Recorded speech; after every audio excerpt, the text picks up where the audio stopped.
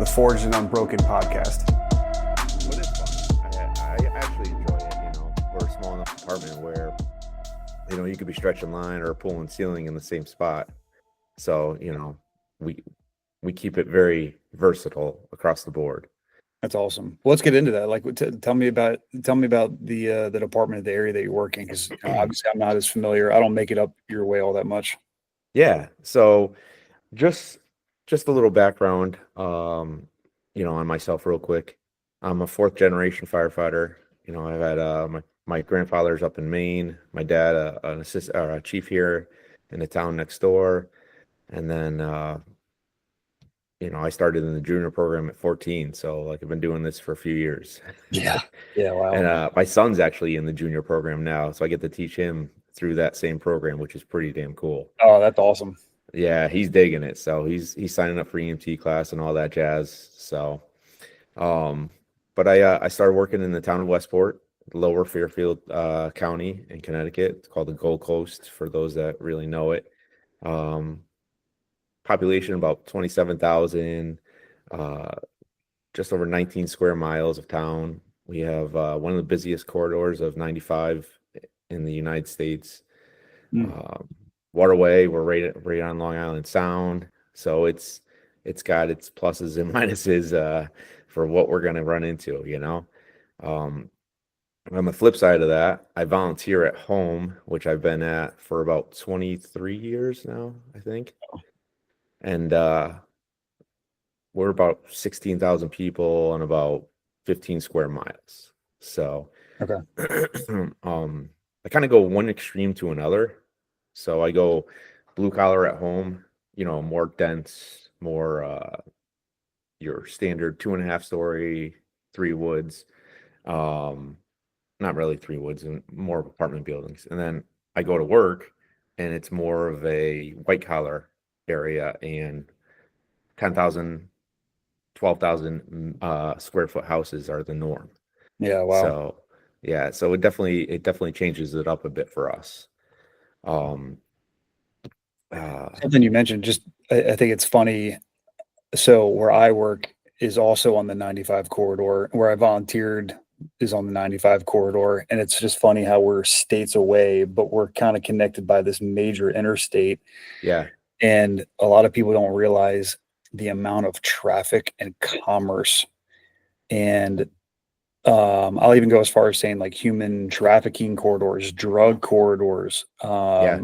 the hazmat that is shuffled all up and down the Eastern Seaboard through, Interstate 95 is just immense, for lack of better words.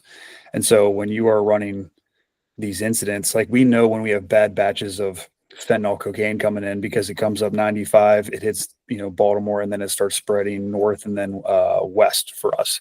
Okay. So it comes up 95, and then it'll hit the other Interstate 70, which connects the East Coast to all the way out to Colorado. And it's just funny, we'll start running overdoses all down 95 and 70 because we know batches are coming in. But then again, also just the amount of the commerce, the tractor trailers, it just, we run horrible entrapment jobs on 95 just because of the volume of what's going on. So just interesting that, we are states away, but we have that connection. Anybody that works in 95 corridor, I feel like is probably running very similar things. I would agree. We just had the state DOT in, and they said we average about $1 million an hour moving through the town of Westport on a day. Wow. So, yeah. The commerce, like you said, is huge. And yeah. Whenever we run a trap job, I remember, I don't know if this figure still stands. It was something like they had a calculation for whenever we shut down 95 to do a entrapment. It was something, there was so many millions of dollars over a certain period of time that the state lost in revenue. Yes. It was, $2 million per whatever the time measurement was. And so they were hounding us to get the lanes opened up. So yeah, similar. Yeah, it's crazy. The state PD here, they know our apparatus get hit a lot. So, they know it's a danger zone. They've lost a lot of officers or troopers, I should say. So they actually take a lot of caution to what we're doing, despite, the push down from from the politics and all that stuff. our politicians, I should say. So, they want to keep things moving, but they also want to be safe and go home to their families at the end of the night too. So it's nice. Yeah, that's good. That's good to have that support. Yeah, we definitely feel that as well. Well, man, there's a couple things I want to split out. Like I know you're deep in the RIT world, one of the OGs of the space, I feel like. But before we start breaking down some of these things, like I asked you about some of your Maydays. I kind of want to come out of the gate hot. You were talking about a couple of the Maydays that you were involved in, and if you could, like, let's just start breaking it apart, because I feel like sometimes that you mentioned that they were quickly handled, but I think that's what people largely underestimate, are these things that happen really quickly. But if you don't have if you're not in the right positions, or you don't have the right mindset or skill set, like, they quickly compound and become much larger things. But if you could, like, let's come out the gate hot before we get into some of the other deeper discussions about some of the things that you've been involved in over your couple decades in the fire service. Yeah, absolutely. So back, I don't know, when I was captain of the volunteer house, it's been some time now, 10 plus years ago, we had an incident where we were just starting to run heavy mutual aid RIT to a town next to us. And for anybody that knows, we call it the Valley area here of New Haven County, Connecticut. It's blue collar through and through. It's your raised ranches, your capes, all that jazz, right? And so fire started picking up, and we were running a lot of RIT. So I was captain at the time. We get called to the next town over, and we get called to the far end of their town. So it's literally a 19-minute ride from the firehouse to where the call was. So I told the crew, I said, meet me there. We are allowed as officers to take our personal vehicles there. I said, just get on the rig, meet me there. We show up. They're doing a full-on tanker shuttle. And, they don't have hydrants up in that area. I guess they had a big tank in the ground. I don't know what size it was, but they were having issues with that, I guess. So they were basically defensive on this house. It was a larger size cape house, nothing crazy. The only difference is it had a garage under it. So it was kind of like a 2-tier in the back, one grade level in the front. A little bit of snow on the ground, nothing crazy, but cold enough to keep the snow there.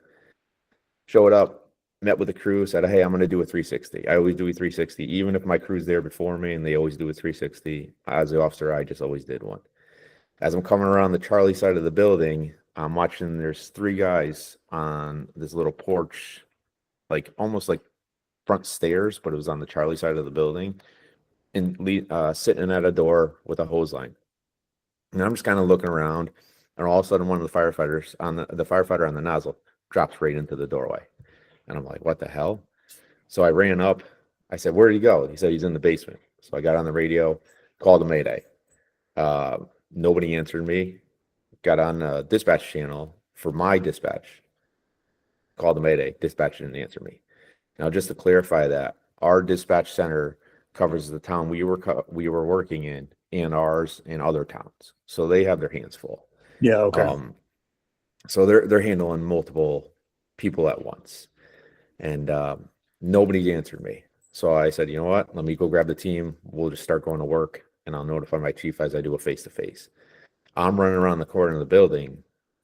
They, I guess, heard the Mayday, but nobody acknowledged it. So they actually met me in the Charlie Delta corner. I said, all right, guy falling through into the basement. I said, let's go through the garage and let's find him. My chief gave me a nod. We started walking in there. No smoke in the garage. As soon as we open the basement door, decent amount of smoke, and we start to mask up. Guy comes walking out. And I was like, what? You know what I mean? Right. So we walked him outside. We're like, hey, you okay? Any injuries? He's like, no. He's like the hose, I guess he must have got some sort of water hammer and the nozzle while he was flowing, and it jacked him into the front of into the room, and he fell through the floor. So Wow. Nobody ever really clarified what actually did happen with that. So, I mean, Yeah, that's that's crazy. his perspective of what he remembers. Yeah. A couple of things with that. So I get asked these questions a lot for some of these, firefighters through roofs or basements or whatever. First thing was what was like the fire origination? Was it in the basement? Did he have to deal with any of that? Or was it like in the plenum space? Was it just something that had just degraded from burning on that main level? So we actually don't know where that fire started. Mhm. The house ended up collapsing in on itself, basically. Yeah, wow. I think it started on the first floor and it just burned through. And then, I mean, Yeah, it was rocking. They had 3 or 4 two and a halves flowing into this building. So they were trying to put water on it. And like I said, there was some water issues that they were managing. So um, I don't, yeah, I yeah, don't think he had a lot of fire because we looked in there and we didn't see much fire. There was a lot of smoke, I will say that, but yeah, I didn't see a lot of fire when we did look behind him. yeah, Just gotcha. just to get a heads up on what's going on, you know. But we didn't hang out in that garage very long. So Yeah, yeah. Now the next thing I get asked a lot is, and I'm wondering what your mindset was. Now you all went around to the opposite side where you had good basement access, like accurate access to get him out, and then he was basically coming out. You said, is y- that right? yes, Yeah. So yes, yeah, some of the things that I hear a lot is, well, why didn't you throw a ladder down? Or the people start piggybacking that. And I feel like in that situation, it's hard to say. Maybe if you're on an exterior wall and it's a possibility, like I know I can think of one or two where that's happened and that's worked. right. A lot of times they're coming out a different spot. So if you could, just from not just this incident, but your experience with in this space, like what's your take on that? So I love the fact that people are asking these questions, right? Because Yeah. it shows that they're thinking, potential solutions to problems. Like that's the hugest thing I have an issue with in the fire service is we need critical thinkers. We need the what if guys. Well, what if we could do this or what if we could do that? I know sometimes it gets a little overbearing, but it Yeah. does matter. Um, Honestly, my thought as the officer was just get my crew moving in and try to locate where this guy landed. Yeah. That was my first thought. I could always call for reinforcements afterwards. And honestly, the little step platform that they were on, there was 3 guys, and it might have been 5 by 5. So Yeah. like we would have had to get them out of there while they're still trying to work a hose line over us. So it would have been a lot to work with. It's interesting you say about the throwing a ladder because about a month ago I had a buddy who fell. Same thing. They were flowing water, stepped into the house, went right into the basement. Called a mayday, or the firefighter behind him called a mayday. The guy in the ladder truck grabbed a straight ladder, came in, they threw it down to him, he climbed up, he climbed out. So, like if people are heads up on the fire ground, there is that chance that it'll happen and it'll work. It's just honestly, my thought process is let's get in there and locate this guy and see what we need to do. Yeah. Luckily for us, he came out with. Yeah. Yeah. No, it's awesome. I can think of one other where um happened down my way, I think in Montgomery County. Same Yes. thing. As soon as you went in, fell right in. I think they actually have it on video too. Yeah. They had their GoPro or helmet cam, and we were able to get an attic ladder in, sprayed some water, kept pressure off of him, and he was able to climb right out. I think Yeah, it's they run into that issue. You start getting deeper into these structures where you don't have the benefit of like a load bearing exterior wall, like kind of mhm. an area of refuge or stability. And then that starts, not saying it can't happen, but that's when ladders deeper into structures may start messing with you a little bit. Yeah.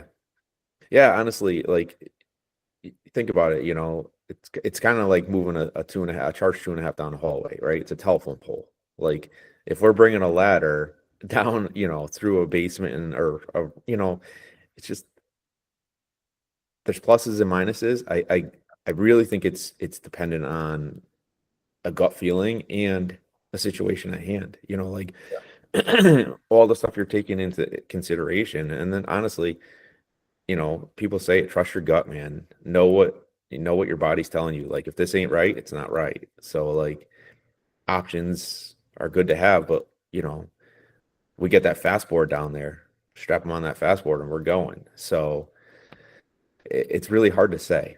Yeah, for sure. Very situation dependent. And then you had another one with an unconscious firefighter, right? That you were telling me about. Yeah. So we're at the burn school, typical concrete building. We got a couple of rooms going, pallets and hay, nothing crazy. And the student was nervous, didn't really know what to expect, wasn't comfortable, I don't want to say wasn't comfortable. I don't think they were confident in themselves, So we tried to build that up and instill that confidence, right? Go through, we enter the door, probably go 15 feet, bang a left down the hallway, hit our first room of fire. Firefighter goes in there, searches around the whole fire, comes out. I'm like, awesome. Like that was my anticipation of the freeze up point. All right, go down the hallway, hit another room. We cleared the whole first floor. We probably searched 4 or 5 rooms, and firefighter's doing well, right? Come back down the hallway, get ready to make a turn to where we started and go up to the second floor to search the second floor. Firefighter stops mid hallway, doesn't say a word.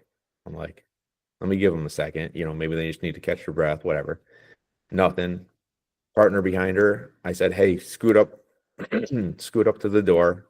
I said, I'll get her moving. He goes around us. I grab her pack, shake it, say, hey, what's up? You okay? Just checking on her, and trying to keep her moving. And all of a sudden she drops to the floor. I was like, oh, that's a little odd, So I roll her over and I could hear her breathing. I shine my light in her face and it's just black, like eyes closed, nothing. So I shake her. I'm like, basic CPR style. Hey, you okay? And I get no response. And then, it's kind of interesting because I take parts from like your Mayday incident of the interview we had with you. I take of a few of the others and they go through my head when I talk about this, but I literally just grabbed her air packs, dragged her to the door. It was only 20 feet, dragged her to the door, got out. Guys saw me coming out with her, got her mask off. I guess shook her around a little bit and then she woke up. So I'm not really sure what happened. I don't know if it was a panic attack or just anxiety, or I can't really tell you, but she was unconscious coming out of that room. Wow.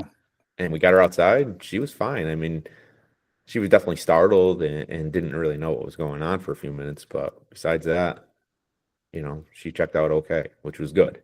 Yeah, that's great. Yeah. Metabolically, if she's okay, I can only, and granted, this is totally making assumptions, but like, maybe went to that condition black, was just too saturated and then, just started shutting down. But right. Yeah, even in the training, I mean, good thing it happened in the training environment, more eyes, good ratio, instructor to student, whatnot typically. But I mean, you're right there. You identified it quick and then just a quick dirty drag out and then, all is well. But I mean, adrenaline goes through the roof, I'm sure, at that point. Oh yeah.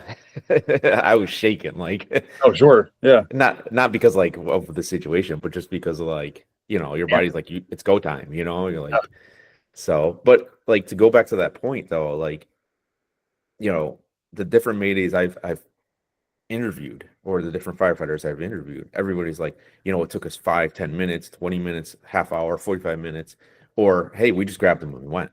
And it was like, for some reason in my head, there was no, let me call a Mayday. There was none of that. There was no path conversion, like my head was just like, you're grabbing and going. Yep. It made that decision without me even doing it, or thinking about it. You know what I mean? Yeah. That's the thing that always, really gets me like into some deep thought. Like, why did I not do a pack conversion that I've trained on for hundreds of times and trained students 3 times a year on, like, why did I don't know. I can't answer it. Yeah, no, I'm with you, man. I feel I've been in some, I'll just call them close calls. I don't know if they're full, I would call them a full-blown Mayday, but there's some of that expediency involved. I think just the human nature and the primal instinct of, we're in a bad spot, I need to get this person out. And you do just crack, and it happens super quick. And then you're out of the environment, and then you start diagnosing things. Now, people on the exterior are like, whoa, what the hell's going on? Because you're dragging out a conscious firefighter. But the time that it takes to do the conversion, to get out the Mayday, let's just say altogether that's 60 seconds. That's 60 seconds in a potentially bad environment or where they're not getting help. It's just funny that like that primal piece of you is just like, nope, grab, go, we're out. Now we're in a better environment, and then we can start diagnosing. I've certainly been in similar situations where calling the Mayday is not on my mind, but just getting out of whatever the immediate thing is like first and foremost. Yeah, it's interesting. It's definitely interesting. And then, like you said, adrenaline is through the roof, and you come out shaking just because of the adrenaline, not because of panic or fatigue or any of that. It's just I have so much freaking hormones flowing through my body right now. Yeah.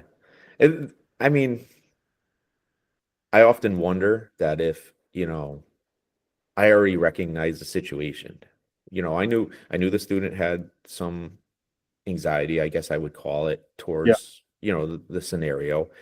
I knew they had their PPE on properly because we do our checks before we go in. I understand I was in a burn building, and I knew how far away from my exits I was.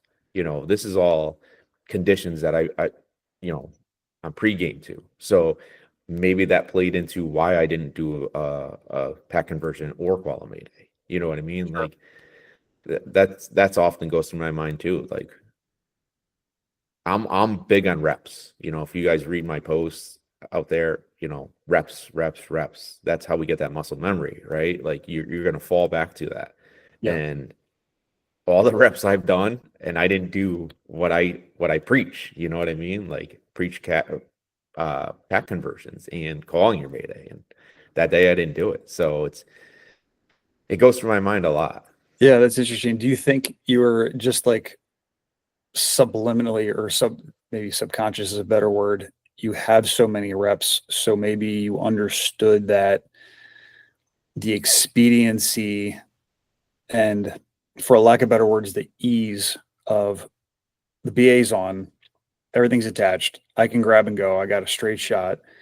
Like subconsciously you recognize that, and so the need for a pack conversion isn't necessarily there. And this is a rabbit hole we can go down, because I talk about this a lot. I think there is a time and place for a pack conversion, and then there's all the different tools on the market for packaging firefighters. I'm an advocate for, if the BA is on and it's in good condition, especially for horizontal or downhill drags, like tighten straps and go. Yeah. And that's worked well for me, and in my history and my experiences. Some people want to argue till they're blue in the face about using cool different tools out there on the market or whatever. What's your experience with that? I mean, now you preach and train with one thing, but then real life scenario is just grab and go. So I don't know, how do you reconcile the two, I guess? I think it comes to training and training and actually doing other calls, right? Not just say fires, but like rescue incidents, wilderness rescue, water rescue, like everything plays into it, right? I cannot remember the author of the book right now, but he talks about how sports athletes get in their zone, their flow state, right? Where the brain doesn't actually, now I'm just saying this, I'm trying not to be scientific about it, but the brain doesn't actually like send out signals to do things. It just does them. It's that automatic response, and your body, your thoughts, your capabilities conditioned to doing those things automatically. Yes. And I think we get that through our reps. Like training is an experience for a lot of people, right? We have to take that into consideration. We can't say, oh, it's just training. Well, if somebody didn't know how to do something before, now they know how to do it. That's an experience, right? Like that's where we need to build those up. I think you need to train with everything you have. So whether you have the fast board, whether you have the RPF strap or the Anderson strap, you need to do your reps with those. Then you also need to do your reps without those. because as soon as you start moving a firefighter up any sort of grade, it's going to change everything, right? Going horizontally is so much easier than going vertical with a firefighter. For sure. It's ridiculous, right?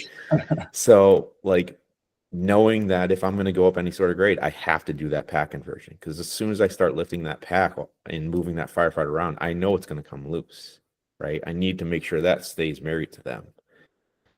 But training, you need to build those reps in different scenarios, blackout conditions, like smoke it out, throw a face shield over your face shield, but guys need to get out in blackout conditions and train more.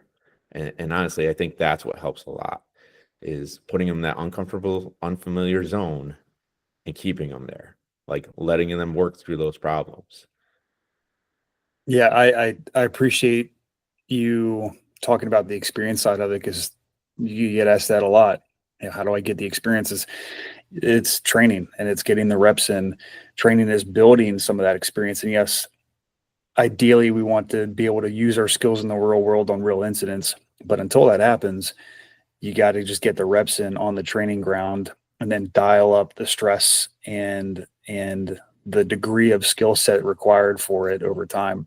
Let's go down this rabbit hole. The people ask, you know, how do we build up stress for these incidents? You know, how do I talk about stress inoculation. There's some people out there that'll say like, well, you can never truly replicate it. And to a degree, I would absolutely agree with that. Stealing from the military, they're training to a point, they work up to a point to where it is so challenging. Oftentimes combat is not as difficult as the training.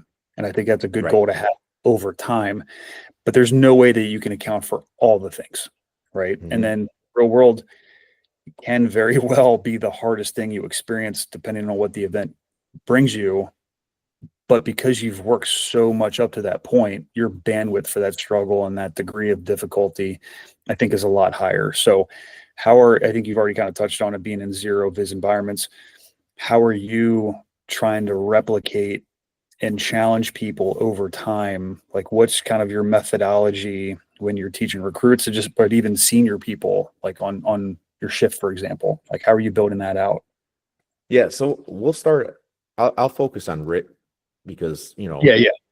other topics have different ways, I feel, of training that implements good outcomes versus bad outcomes. So like RIT, it's the crawl, walk, run, right? Yep. And it's basically I do, you do, we do, right? So I'm going to do it, you're going to do it, and then we're going to do it together to either adjust little things just to make it better for you or make it more efficient for you and go from there. I also use game footage. I film a lot of stuff, and guys at work break my balls about it. But you don't see a lot of things when you're in the scenario, when you're in that situation. You don't see stuff you miss or see stuff somebody else missed. So for me, going back and reviewing that game footage is huge. For a RIT class, we do our hands-on. I film certain things throughout the day. I'll go home that night and I'll review it and say, hey, they really need to pick up on this. They need to do this, or we need to show them this. And that helps me plan for the next day of the scenarios. As for the scenarios, I only put in one problem, whether it's a face piece problem, whether it's a 2x4 across the door where they have to drag that firefighter out, whether it's a set of Christmas lights on that victim. I only put in one problem, and I try not to make it ridiculous, because they're not going to learn anything if they're frustrated, right? Yeah. So I try to keep the problems very small, and everything else they do, they create their own problems most times during the Mayday training or down firefighter training. I will say this, and we recognize that through actually filming them. And then we would go back at the end and we'd show them, hey, this is what happened. You did this. This was your obstacle. And by getting them to see what they actually did, that's their buy-in. They're like, oh, I didn't realize I actually did that. Yeah. I didn't realize the face piece was put on sideways, So we try to implement very small things, and then the environment and smoke conditions, the blackout conditions. Sometimes we throw pass devices in there just for audio issues. Sometimes we have a Bluetooth speaker running with saws and radio traffic. It all depends on what that scenario is based. So those all come together and create that environment, right? Training scars. I hate training scars, especially when we do stupid stuff on the training grounds. Like, I understand there's time to pass a test, and then there's a reality. But like, if we are repeating this stuff over and over, it's not good. How do I say this without sounding?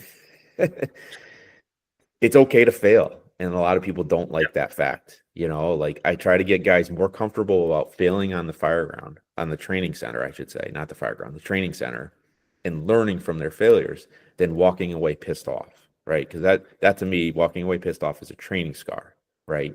Because you either have an issue with the instructor or how the event went, or you just don't know what happened and you're very frustrated.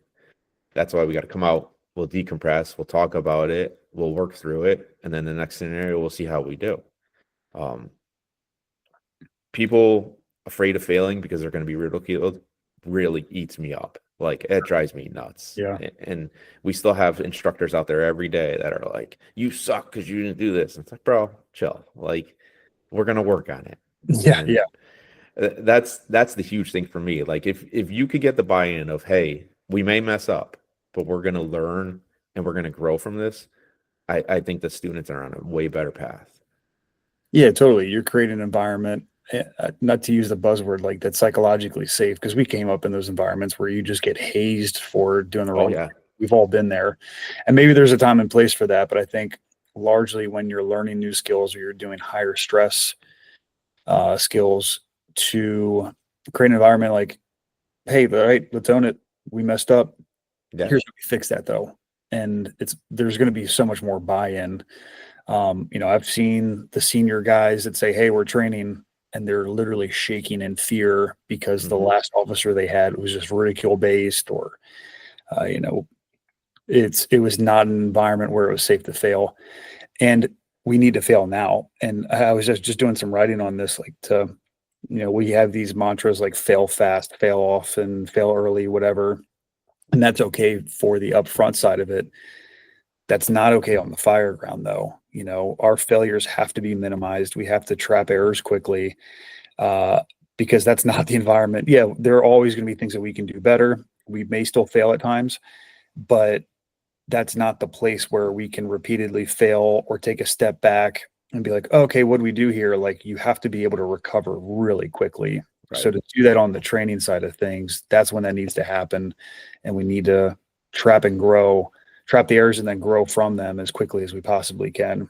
You have like a really high skill set towards the very end, or what I mean is, do you have like, not final culminating incidents per se, but it's a spot where, like, all right, I'm going to throw multiple things at you. I'm going to keep it real. It's not like planes crashing into buildings. I hate it when people like throw everything and make it unrealistic. But we've seen from line of duties and Maydays and near misses that it's a lot of times a comedy of errors and multiple things maybe happening at once. So do you get to that point? Yeah, we do. There's times where we add in a hose line, to where they've come in, and they're like, that hose line wasn't there. Or we push the refrigerator over of the entrance, just little things like that. And again, like you said, it's not an airplane crashing into the building, but on the fireground, we still have crews working around us, doing other things. We have guys hooking ceiling and pulling stuff down, and, rooms get tossed sometimes. So like, your same way you came in is not the same way you're going out. Yeah. So usually the end training scenario ends with multiple RIT teams going in to get one firefighter. And what we do is we put more emphasis on the whole air management of the team. And we say, hey, you guys are starting to get low. What are we doing?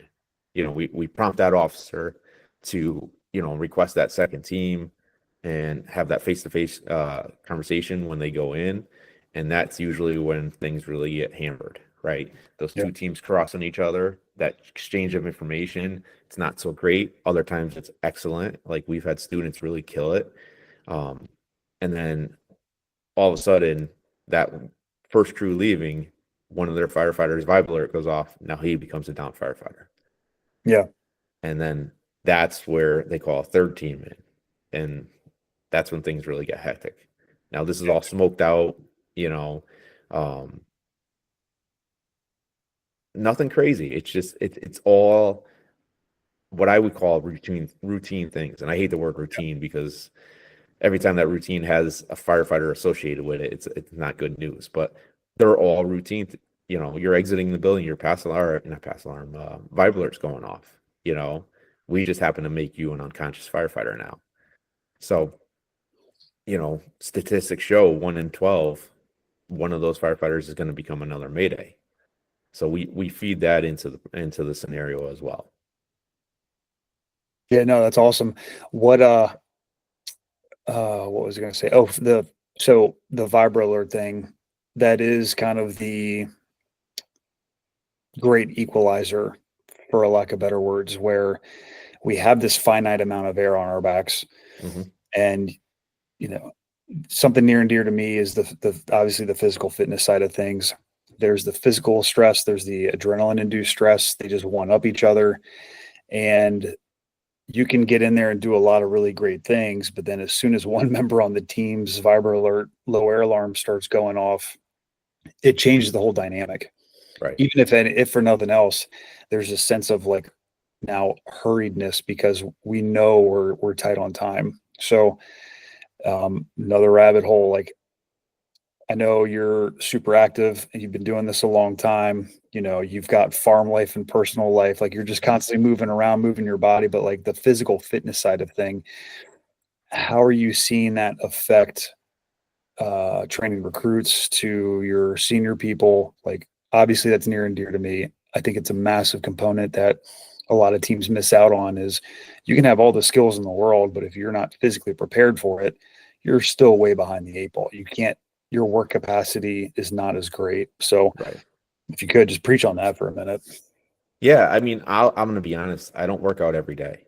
Right. Like Yeah. I try, I really do put a conscious effort into working out or doing yoga or even just sitting in the sauna. Yeah. I Awesome. try to do something daily, but it doesn't happen, I will say as I'm getting older, I definitely need to hit the gym more. 2 in the morning, we're on flight number 5 and I'm like, all right, here we go. Yep. I feel that. But it does matter. The interesting thing is like there's dudes out there that are just conditioned to be in their fire gear. And then Yeah. there's dudes out there that have to work in it. Mhm. And we have this conversation a lot at work where like, why aren't these guys working out? And I'm like, because he volunteers on his off time. He teaches at another fire academy 4 or 5 times a week. He's always in his gear. He's always wearing an air pack. He is conditioned to do his job. We should be doing more drills with full PPE at the firehouse. Get guys comfortable wearing their gear, getting up, getting down. Like those little things go a long way. On the volunteer side, we see it all the time. There's guys that are huffing and puffing and they don't do a damn thing to help themselves. But then there's young guys that are still playing sports, still out there moving and grooving, and they're running up the road like, let's go. Yeah. If you're gonna do something like RIT, and that even goes for stretching lines, throwing ladders. Tossing aluminum around is not an easy thing when you're changing grades from a road to up the steps and through the yard. You need to be in shape. Like it still needs to be the forefront for us. I don't think you need to be a power lifter, but I think you need to be a well-rounded, balanced athlete. Yeah, completely agree. And to be fair, you can have the stud in the gym that's all show and no go because they're not comfortable in their gear. So I completely agree. It really does need to be this really nice blend of all these features of being comfortable in your gear, being able to manage the heat stress, still being physically active and having that prowess on the fire ground. But that's the one of the equalizers being the gear and the stuff that we carry. Like you can tell the people that are not comfortable in their gear. Yeah. It doesn't matter how strong or healthy you are. Yes, maybe you can combat a couple of things, but it's it is a great equalizer, man. Like just having so much weight on your frame and restricted mobility. If you're not comfortable with that, not used to that feeling, yeah, you're not going to be as efficient, just straight up. Yeah, you go back to that low air alarm of those guys leaving the building. You're, and I hate to say this because it's not how I mean it, but you're holding up the team. Like you're not moving out of the building fast enough or getting out of the way fast enough, if you will. And that does play a role in the team. I don't know what a good term for it would be, but like just the whole mentality of the team, like if they feel like one person's dragging them down, it's going to put a damper on things. Oh, for Like, sure. so just keep that in mind. Like, honestly, just for guys out there to listen, and if you're going to do RIT as a primary response, like you need to be ready to go. You need to be in shape. Like I tell my guys all the time, and I'm not trying to sound big and bad because there are days where I feel like crap and I'm not performing to my best, but if we're going in there to get somebody out and we're not walking them out of the building, I anticipate multiple of us going to the hospital with that down firefighter because of injuries or, cardiac issues. Like we're not going to be in a good spot. So, and they all understand that. So, Yeah, good. No, I appreciate that, man. That what data there is out there on RID teams is the air demand is twice as large. The core temp and just the adrenaline dump is exponentially worse. So our minds and bodies are getting put through the ringer. So if we have a yeah. true incident, yeah, I appreciate the mentality. Like you're almost expecting to also get transported just because of the metabolic stresses that we're under, and that's a real thing. You talked about the core temp, and this is just my personal experience with it. Yeah. Having had COVID a couple times and getting Lyme disease twice, I've had major issues regulating my core temp. There was actually a while there I wasn't able to sweat, and I know it sounds crazy, but like I could work, and like I wouldn't profuse. Like it was wild. Yeah. And Wow. then I got into the sauna, got into some hot yoga, and like it's like my system turned back on. Awesome. Yeah. So like there's been a couple of times where like I've had to take a knee at some fires, open my jacket, and I'm like, I just need to breathe for a minute. Give me 2 minutes and then I'm back ready to go. But core temp is a huge thing, the thermodynamics in the body, the, the the dumping of all the chemicals in the body into the bloodstream, really confusing some of that stuff. Oh It's yeah. wild what our bodies go through. Oh sure. Yeah. I did a little bit of that. Talked about some of those points on the In-Extremis readiness stuff that I do, and the core temp stuff, man, is just mind-boggling. Like we get to over 100 degrees relatively quickly. We can get up to 104, no problem. Even Right. when we exit the structure, our core temp can still climb when we're out of gear, completely out of a bad environment. Our core temp can still climb for 5 to 10 minutes after coming out, after getting all of our gear off. And there's definitely an acclimation period as well. So now we're coming into the summer months. Maryland is basically built on a swamp. Like it's super humid here. People always talk about Florida humidity. We totally forget about the Maryland humidity. It's brutal. And to acclimate yourself to the heat coming into summer is a very real thing. And it can take multiple sessions on the low end, like maybe half a dozen on the high end. Some of the research is saying 2 dozen sessions of heat acclimation. So I'm with you. The hot room, hot environment, whether that's being outside in a dry environment, saunas, the dry sauna, like hot tubs, like these are ways that we can kind of, in a healthy way, hijack that system to better prepare ourselves. And Right.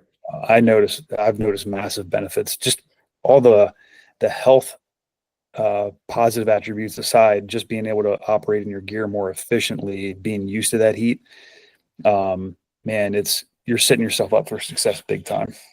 Yeah. It's been a huge challenge just to prepare, like not even prepare, just to get back on a normal status, like I could be out there, like I was telling you, I got 300 feet of fence putting up. Unless I'm in direct sunlight, I was like barely sweating. And it's like, That's crazy. and I was still drinking plenty of water. So it's not like I was dehydrated going into it. It was wild. And then through more repetitions of, the sauna and like I said, hot yoga, man, it finally came back, and Oh, it's I great. felt better. So Yeah. that's the plus side. That's cool, man. I had Lyme's back last June, like stage 2, and I didn't realize what it was until I was like kind of deep into it. And it felt Yeah. like I was just, there's shifts where you just get beat up after midnight and you're just exhausted and your body's sore. Like I just lived in that space for like a month. I'm like, what the hell is going on? And then Yeah. once other signs started popping up, like, oh, that's what it is. But yeah, there's a Yeah. lot out there that never mind the fire service and being up at night. Like there's so many other things we got to combat. Yep. So you mentioned it a couple times. I think packaging is one of those things like the Yankees and the Red Sox, right? We already kind of touched on it. Like people have wildly different schools of thought. Yeah, I know you mentioned the fastboard a couple times. I'm repping Anderson Rescue shirt right now. Like a lot of good stuff on the market. There's also a lot of junk, or the application of the tool is not always the best or most appropriate time. You even said like you train tons of reps, but when you had your one Mayday, you're like, nope, I'm just grabbing and going. What's your mentality on that? How are you teaching people? What are some of your go-to methods for just packaging and removal? And we can break it down even from horizontal to vertical, because I think there are some really great tools. There's some great tactics surrounding it, but then there is a lot of junk, or it's properly or improperly placed. So if you could, like, what are your thoughts on that? Because that's kind of like, I feel like that's a lot of the bread and butter. Like there's so many other things we got to combat. Ultimately, it's about getting the firefighter out of a bad environment, and this can be Right. civilian. So what are you teaching people? Well, honestly, you need to know your playbook, right? And I'm going to start at square one. Like you need to know your SOPs. Like Yeah. when we at home at the Valley House, which is where I do the majority of my RIT, right? We're going 4 times a month on average for RIT calls. Like it's a decent amount on the good ones, Yeah. So having a set of standard SOP, like solid SOPs, right? Kind of lay that groundwork. So those are your rules of engagement, knowing what you could work in, what you could work around, and knowing where you could play where there's no rules. That's a huge thing for me, especially with RIT. Sometimes rules go out the window. You just need to do what needs to be done. But you should have a standard across the board. Everybody should know pack conversions, no matter what. Like whether you're using Draeger, MSA, Scott, across the board, everybody should know pack conversions. Then, if you go out there, and this is why I try to have all the straps on the market. I think I'm missing like one strap on the market right now. Okay. But I try to bring them to class and let these guys try them. You know what I mean? Like see what they do, see how they work, right? If you like one better, take to your house for a couple weeks, try it out, get buy-in or not, and then go from there, right? So if you buy a certain device, pack conversion, and then that second device needs to be trained on at the same amount. That's just my opinion on it, right? Yeah. I think it was the Asheville study. They used the mega mover to get a firefighter out of the basement. I think it was like up one floor and out. And they had everything from like 30 seconds to like 40 minutes of getting this person on the mega mover and out of the building. So it's like, if you have this equipment, you need to train on it. You can't just be like, oh yeah, we did it once and then that's it. Right. So that's the huge like hill you have to climb. All right. So say we're doing our reps on it. We got it going, right? All right. Now, what if we can't use that? Do we go back to plan A, back to plan B? Like you need to have those other options. And that's why I talk about critical thinking, right? You need to recognize, hey, this isn't going to work. We need to change the plan. And most people are afraid to change the plan. They're like, no, this is the plan. We got to stick to it. No, change the plan, bro. It's not working. Like it gets me, it drives me nuts when they can't make a decision. No, just make a decision. We'll figure it out. And so train on what you have, use what you have, recognize when it doesn't work, and then recognize how you can use it in other ways, right? Like if you have the Anderson rescue strap, you could use that thing from an anchored device to, a full sling to a hasty harness, like it has so many options. You just need to know how to play with those options. Yeah. If you have the fastboard, you better know that thing inside and out, blacked out. Like it's not a one-stop shop for the fastboard for me, but it is one of those tools that does make a difference on certain techniques, right? Going upstairs, going long drags, it's a huge time saver, right? The fire service is about efficiency and effectiveness. We need to make sure whatever we're using and whatever we're doing are covering those two topics, right? Because if it's efficient, it's usually safe for me to do, right? If it's effective, it's usually better for that down firefighter. Yeah. So that's how I take those two things into perspective. Yeah. No, I appreciate that. And I was just talking to Chief Dennis Riley not too long ago, and I also heard him speak, and he was saying a lot of times we just plan A and we plan A harder. Like we forget that we have other options. We just try to jam it down our throats. I'm a big fan of rules of three. If you try something 3 times and it's not working, you have to change. Because we just get so caught in that mindset, I think Harvard did some work where it's called the adaptability paradox, where we have this issue, like we get hit with a new solution or something's not working, and we just try to keep doing the same thing. So to be able to adapt, take a step back, realize we actually need a new solution for whatever the problem is, it's creating that awareness. And that's such a big thing in the fire service that I see, is that people just try to plan A harder. But I'm really interested on what you're doing for more vertical, like uphill and vertical drags can really start getting sideways. I know for my truck company, we have everything from a pre-RIT 4-to-1s, 2-to-1s. We have Anderson rescue slings. We have RPS slings. I carry hasty slings. Like we have a little bit of everything. Yeah. There's a lot of options out there, whether it's coming up steps or coming out windows. What are your thoughts on that?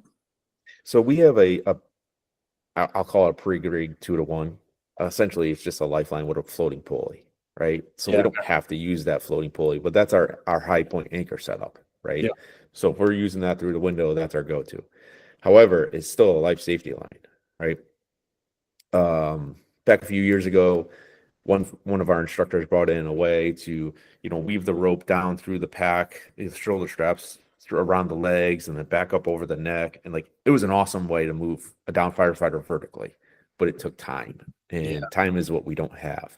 Exactly. So honestly, we're converting.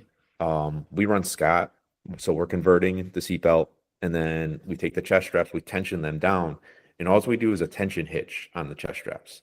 So we do 3 wraps around. Just take the tail of the strap and wrap it around the parachute buckle. Yeah, and that's what we do to go vertical. I like that. We then have we usually try to have 2 guys, of the hole or wherever we're lifting, and we send that pulley and that carabiner down to grab the 2 shoulder straps. Yep. So this way, as they're coming up, that firefighter is moving back and forth, adjusting and kind of self-leveling. Nice. It has hung us up a couple times when people were going to reset the rope. The firefighter would slide to one side, but for overall, we've had good success with that. If you don't have a pulley, that's cool. Just take the carabiner, throw it on the rope, and do a simple drop of the carabiner down through the floor. Yep. Don't overthink it. I think when you start getting into your 4-to-1s and your capture devices for RIT, it's aggressive, right? Yeah. That's a lot of mechanical advantage. That's a lot of stuff to control in a zero vis environment or a low vis environment.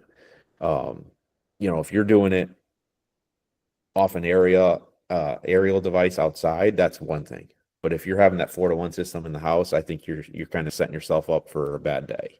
I'm not against it, but you better be damn good at it. You know what I mean?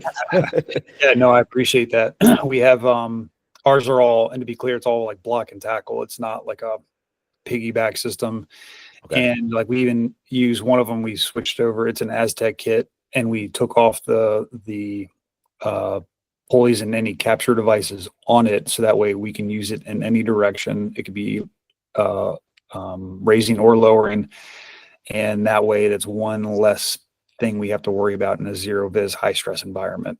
Nice. Oh yes, you do have to worry about dropping somebody, Yeah. but I'd rather have that danger than getting completely tripped up on all these extra prussics and pulleys and anything else thrown into the system. One thing I also teach on a lot is managing slack. So the slack between the attachment point of whatever system you're using and the attachment point of whatever you're using to haul, whether that's one of these straps on the market or just going through their shoulder straps. Just having 6 inches of slack in either direction, that's a foot now of tension. And Yep. that can make such a massive difference when you are chock-a-block, you're trying to get somebody out of a window. Man, if you had one less foot of slack, sometimes that can be the make or break. And then you got to lower and then you got to reset things. So I'd like what you said, just having the tensionless loop in, like pulling the straps tight on the shoulder straps on the BA and just wrapping it a couple of times so that way it doesn't come back out. I dig that. Yeah, some of the older guys, and this is nothing against them, but this is what they knew and this is what they did, right? Because it worked, right? Yeah. They would take the parachute strap and they would do an overhand knot in it with the loose end of the strap, and I'm like, that's cool, but like, can you do it with your gloves on in a zero viz environment? Yeah. And they're like, well, yeah. I said, but how long is it going to take you? Like, if it works, it works, but like, if it's going to take you a minute, it's not helping us. It's not efficient. Yes. So if you just tension that, it usually holds up pretty well for us. Yeah. Awesome. The majority of the time, no matter how tight you get the shoulder straps or the waist strap for the conversion, that firefighter's still going to move in the pack. We have to anticipate them moving in the pack, right?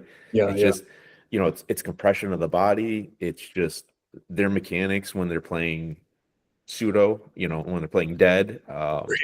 You know what I mean? Like in training, like it's a natural thing you need to compensate for. And like you said, having that 6 inches of slack or, taking up that 6 inches of slack is huge, especially when you do your high point.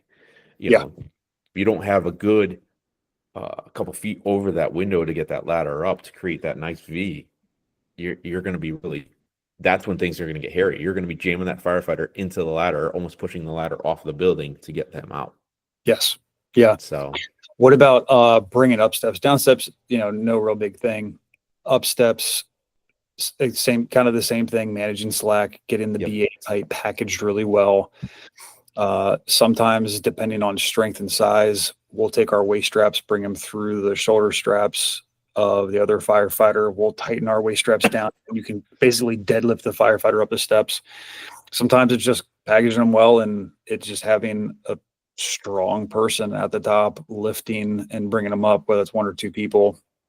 So a lot of these big firefighters, you can't fit two side by side in a stairwell like that. So do you have any go-tos for like up steps?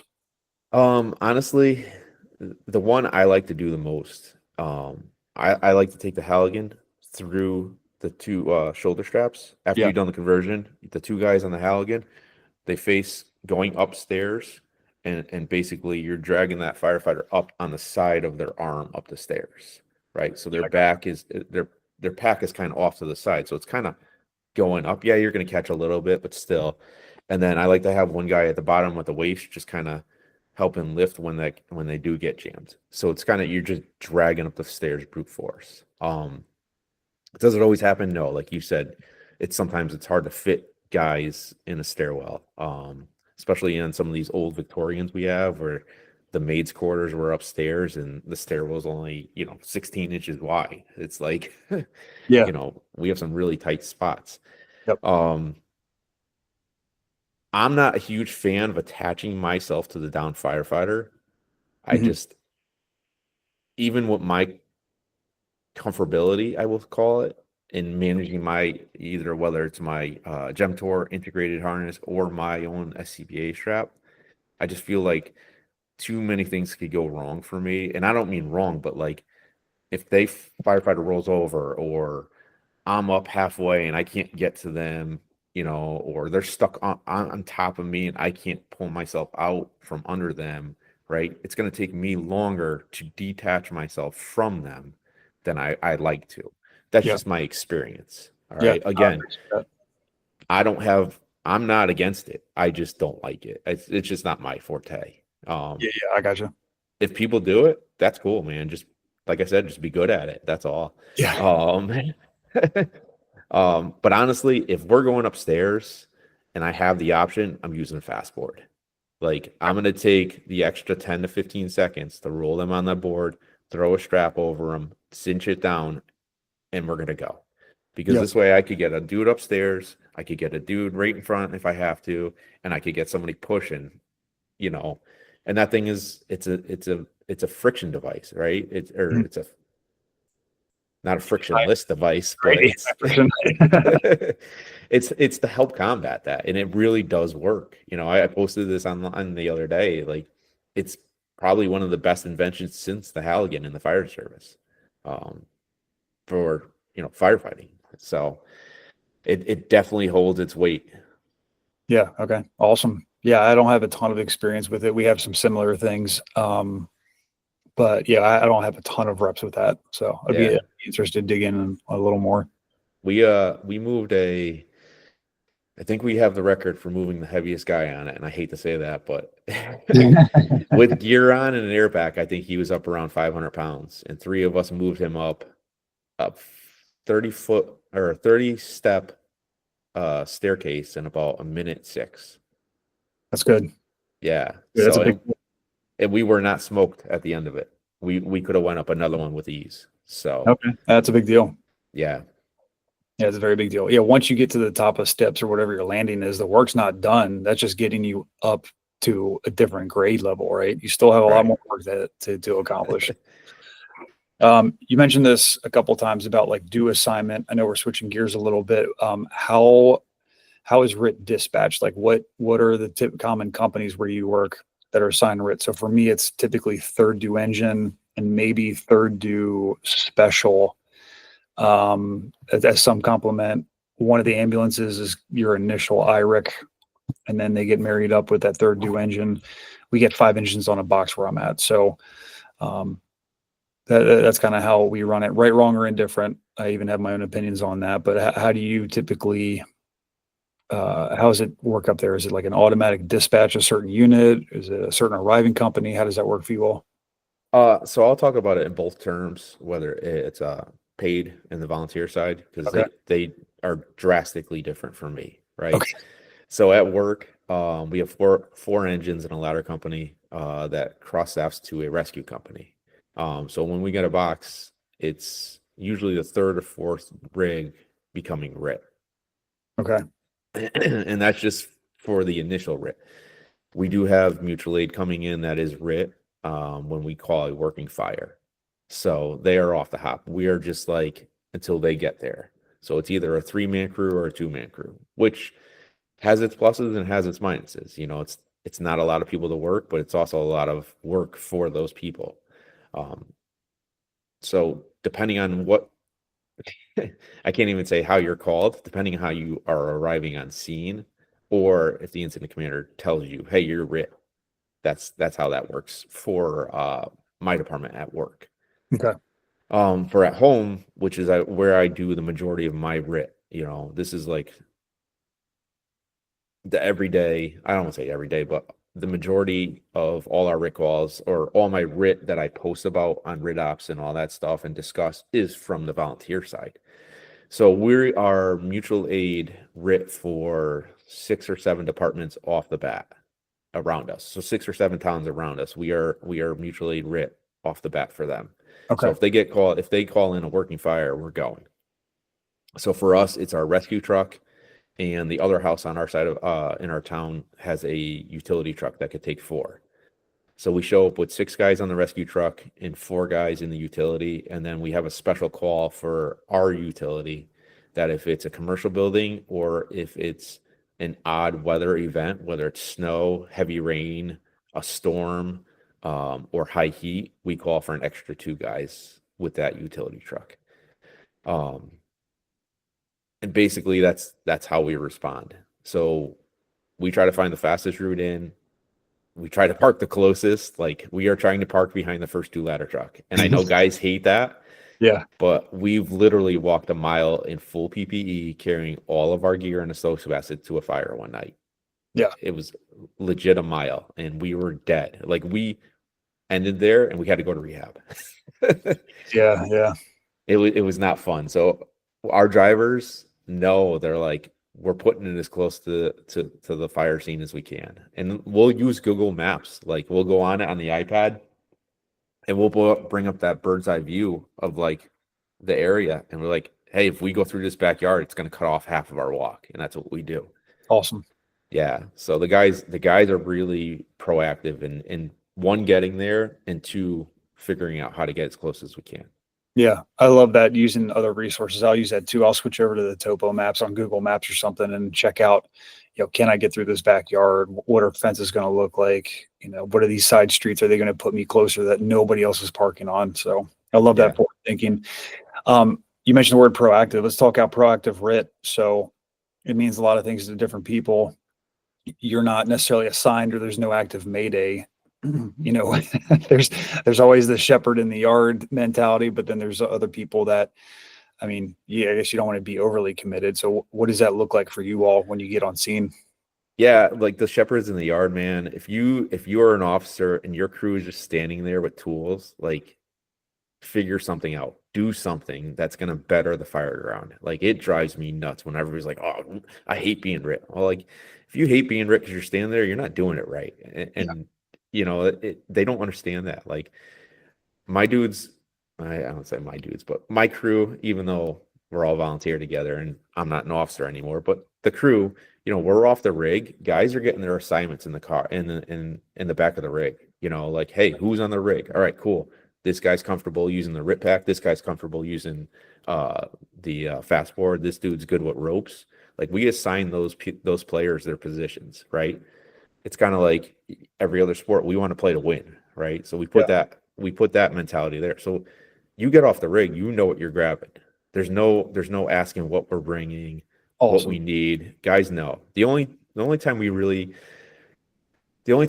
have a difference of what we grab normally is like if we call our chief and he's on scene first, and we're like, Chief, do you have any specials? Like, do we need a special ladder, or do you want hooks, or because sometimes when we go to work for RIT, we get on scene, we do our 360, and they're like, hey, we need you guys inside, we're calling another RIT team.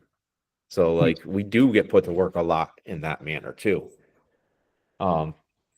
But the guys, again, having those solid SOPs, like our SOP for RIT is 8 pages long. Like, it really breaks down what you should be doing on the fire ground. So guys know is once we post up wherever the chief tells us we're posting up, 2 guys are going to go to a 360. They're going to come back, figure out what they need, and then we strip. If there's one ladder truck there, we strip that ladder truck, and then we've been starting to strip the second ladder truck. So we've been throwing as much aluminum as we can. Again, we're in a volunteer area, and the town next to us doesn't have a lot of members, so they're already strapped. So we're trying to do as much as we can without getting too grossly involved. All right. So when I mean we're stripping ladder trucks, you're throwing one ladder per side of building is a minimum for us. That's our standard, right? Guys will go around, and I don't know how this happens, but it's like a magnet for ladders, even though they're aluminum. But like, window screens will be underneath ladders on the bottom of the footing. Like, one of our jobs is guys are clearing those screens out from the ladder. So if somebody's got to bail, that ladder is set into the ground. It's not going to move, right? Yeah. There's no objects around messing it up. If there's a hose line going around the ladder and it's looking like it's not going to work out well, we assist in moving that hose line so it's in a safer spot, or just adjust it so it won't take out that ladder as it's being moved into the building. Lighting on the scene, if it's at night and we need lighting on the Charlie side, we'll bring lights to the back. We'll strip whatever rig that's closest to the building of their lights and set it all up.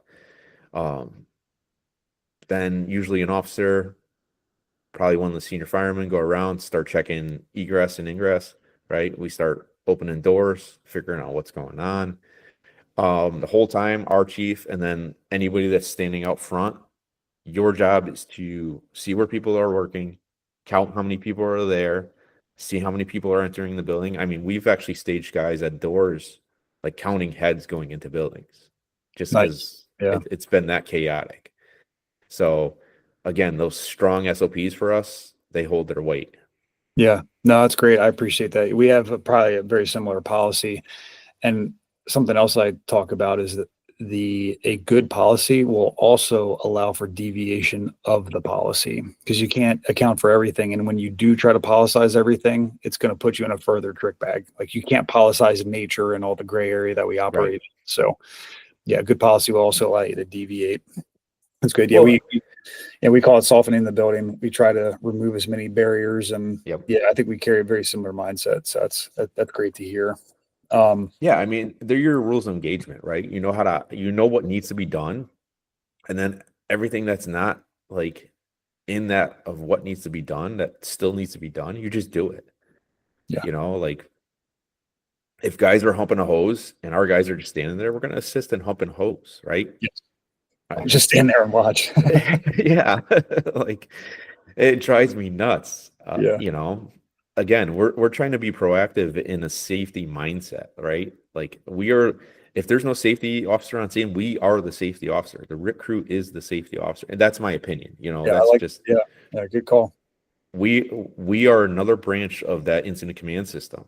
We've literally had times like, hey, chief, you missed an urgent call. And he's at the command post. He's like, what do you mean? I'm like, you've missed an urgent call. They're calling. They're trying to locate a member. And like, we were another piece of the puzzle that helped them figure out what was going on. Awesome. No, I love that. And yeah, it's not just task level stuff. Like, you're paying attention. You're doing essentially your own level of accountability. That's massive. Yeah. And that cuts down on so much. Like, if you're tracking where units are in the interior and something goes bad, you got a 3-story house. If you can take away 2 floors worth of wondering where, I mean, you've narrowed your at least search area down to 30%. Right. Yeah, I think that's huge that people miss out on. Like, it takes physical and mental bandwidth to be on the RIT team if you're doing it well. We've actually tasked one of our chiefs with going in and kind of being an inside accountability officer, because Nice. Volunteer, you don't know who's coming or how many you're getting, and if they're calling other mutual aid towns, you don't know how many they're bringing or how many are showing up. So it gets kind of wild west out there for us a little bit, especially depending on the house. So we've sent that chief in, like, hey, just give us a heads up, like, as a team. And our chiefs are awesome. Like, they're on board. They want to see us do this, and they want to see us do it well. So I know my guys take a lot of pride of getting called to other towns to be that RIT team, and that definitely holds a standard for these guys. So yeah, that helps push the game for us. I love that. I love hearing that. Now and we're banging a little over an hour now, just kind of slowly wrapping things up. I know you go around and do a lot of training, do some speaking. Is there anything that we've missed out on that's like near and dear to your heart that you want to wrap this up with? RIT Mayday side of things, or it could be anything. Honestly, I mean, if you're in the fire service, like, find that one thing that you like. Like, people that know me, but like a lot of people in there, out in the fire service culture, I love through the lock stuff, right? Like, I love bypassing locks, picking locks, trying to find different means of entry, like all kinds of crazy stuff like that. So like, if you find that niche that you like in the fire service, like you like pumping and you like doing water and flows and all that jazz, stick with it, teach people on it, right? And then if you're an officer and you recognize these firefighters have these niches that they like, bring them into the training. Like, let them be invested, right? It's going to pay you dividends in the end, right? Yeah. It's everybody's going to have their little thing, and just let them run with it, man. Let them have fun. Let them enjoy this part of it, right? They're going to feel like they're contributing. They're going to have a blast. People are going to learn. It's going to create a better environment. For me, that's huge. RIT became a thing for me because we were tasked to do it. And there was one day where we showed up RIT, and I was a young officer. I was a lieutenant at the time, and we didn't really have any way to do RIT. we're just like, yeah, man, if a firefighter goes down, we have a RIT pack here. We're gonna put them on RIT and drag them out. And it wasn't that way. Luckily I've had in my house, in my volunteer house, I've had some really good firemen that helped develop the RIT program at our Valley House to what it is now. I'm not taking credit for all of it. I'm taking credit for some of it, because those dudes that, you gave them a little bit of a leash, they pushed the envelope. They taught me things on the fire scene. I taught them things on the fire scene. And it came to a good conclusion of like where we're at as a RIT team. Yeah. So, invest in your members. I think that's really the biggest thing. Fire service, man. Invest in your members. They're going to pay you dividends in the end. You just got to let it happen. Yeah, man. No, I really appreciate that. The fact that the crews are nurturing each other, like to have crews that are pushing each other, pushing the envelope, and it's done in a supportive way. Like you can just track the growth over time. So I love hearing that, man. That's as good as way as any to wrap this up. Now, you have your hands all in the fire service. Like I know you have your page. Like if people are interested in checking out the good word that you're preaching, where can they find you? Yeah. So many moons ago, I started truck floor training on Facebook with Chief Esposito and Chief Feiner.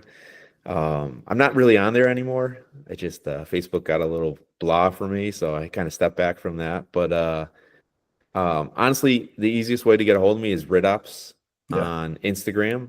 Unfortunately, right now I'm locked out of it though. I don't know what happened. Yeah. Man. So they're like they're trying to recover my account or something like that. So and just so you guys know, like if you're ever getting a hold of me, like ask somebody that may know me, to get either my number or message me somehow, because I don't always check it. I've kind of tried to move off of social media some, just because it takes up too much of the day sometimes. And I'm with you. I also, if I don't have something to post, I'm not going to post anything. I don't post just to post either. So yeah, no, I appreciate that, man. Well, you definitely put some good stuff out there. Is even on your personal page. I know I nerd out on. Yeah, I know you're. You do deep dives on music, a little bit of a music. Oh yeah, yeah. It's funny seeing new songs that you're posting. Are like, oh yeah, we're cut from the same cloth, man. Yeah, I know you got cool projects, and seeing the music posts, always enjoy it. But yeah, music, man, music changes my day. Like if I'm having a bad day, like if I put on music and I could disappear, man. Like. And just finding new music, live music lately. My wife and I have been trying to hit up a bunch of local concerts and stuff, and it's a good release for me. Just to sit back and enjoy somebody's artistic talent, Yeah, oh yeah. So yeah, dude, live music, man. It's an experience. I definitely don't take for granted. Yeah. Yeah. So I mean, if you want to find me on my personal page, it's 20156. Just my badge number that I've had for a long time now. So if you want to see my random posting of music, usually it's the same songs that I really like, Sublime and Dave Matthews and that kind of stuff. So don't mind me if I just constantly put those up there. That's awesome, man. Well, hey, I appreciate this. There's some good stuff in here. Appreciate you talking about your Maydays and just taking time out. So, yeah.